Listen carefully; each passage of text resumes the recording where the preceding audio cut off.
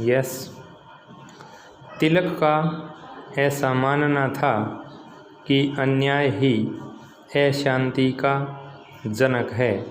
जहाँ अन्याय होगा वहाँ शांति स्थापित नहीं की जा सकती। भारत पर शासन करने वाले अंग्रेज़ों को इस बात से बड़ी परेशानी होती थी कि भारत के लोग शांति से नहीं रहते। छोटी छोटी बातों पर ही वे भड़क उठते हैं और बार बार सरकार की परेशानियां बढ़ा देते हैं। क्षुब्ध होकर सरकार दमनात्मक कार्यवाही करती थी तो लोगों में असंतोष और भी बढ़ जाता था। बल प्रयोग से अंग्रेज़ कभी समस्या का निदान नहीं कर पाए थे।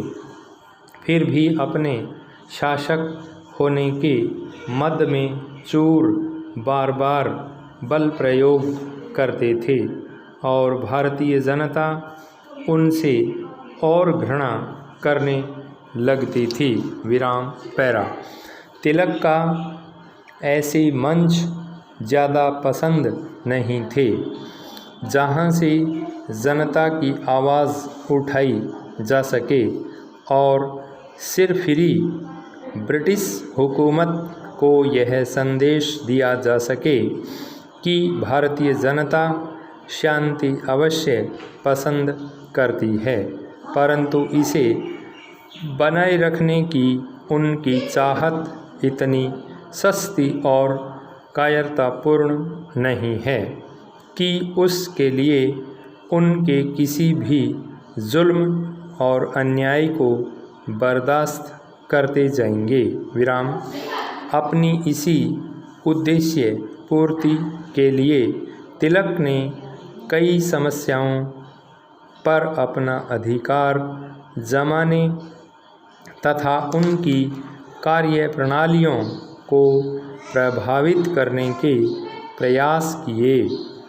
अपनी इसी शैली के कारण वे कई बार विवादों में पड़ गए और उन्हें वे मंच छोड़ने पड़ गए। डेक्कन एजुकेशन सोसाइटी से त्यागपत्र देकर उनका पत्रकारिता के क्षेत्र में उतरना इस बात का प्रमाण है कि जनता की आवश्यकताओं की अनदेखी कर निजी वाहवाही लूटने और सफलता प्राप्त करने के वो हिमायती नहीं थे। अपने साथियों का विरोध मोल लेकर भी वे अपने विचारों पर सदा दृढ़ रहे। विचारों के मामले में भी उन्होंने कभी समझौता नहीं किया। उनके विचार भारतीय जनमानस का सही प्रतिनिधित्व करते थे।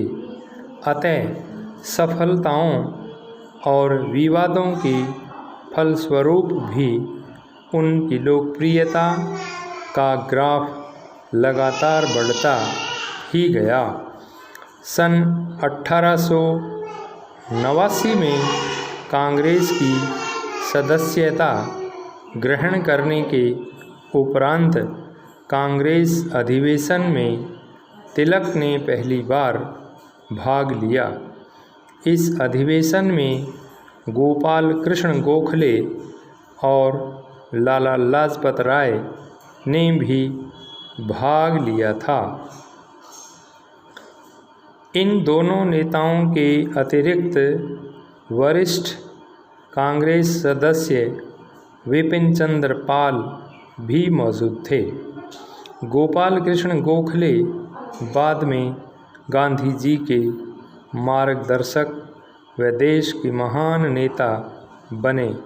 आगे चलकर पंजाब के लाला लाजपत राय, महाराष्ट्र के बाल गंगाधर तिलक और बंगाल के विपिन चंद्र पाल भारत की राजनीति में लाल बाल पाल के नाम से विख्यात हुए।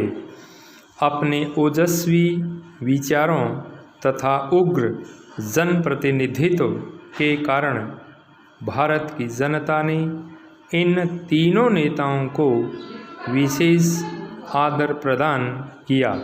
ये नेता इतने ताकतवर बन गए थे कि अंग्रेज़ों की रूहें कांपती थीं। सन 1891 के नागपुर कांग्रेस अधिवेशन में बाल गंगाधर तिलक पूरी तैयारी करके गए थे। ब्रिटिश हुकूमत की भारतीयों के प्रति भेदभावपूर्ण नीति से तिलक विशेष रूप से क्रोधित थे। उन्होंने अधिवेशन में सरकार की इन नीतियों का खुला विरोध किया तथा आर्म्स एक्ट नाम से एक प्रस्ताव सम्मेलन में ले आए। तिलक का भाषण इतना प्रभावी था कि वे पूरे अधिवेशन पर छा गए।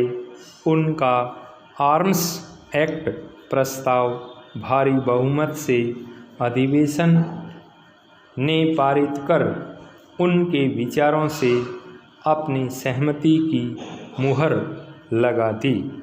स्टॉप।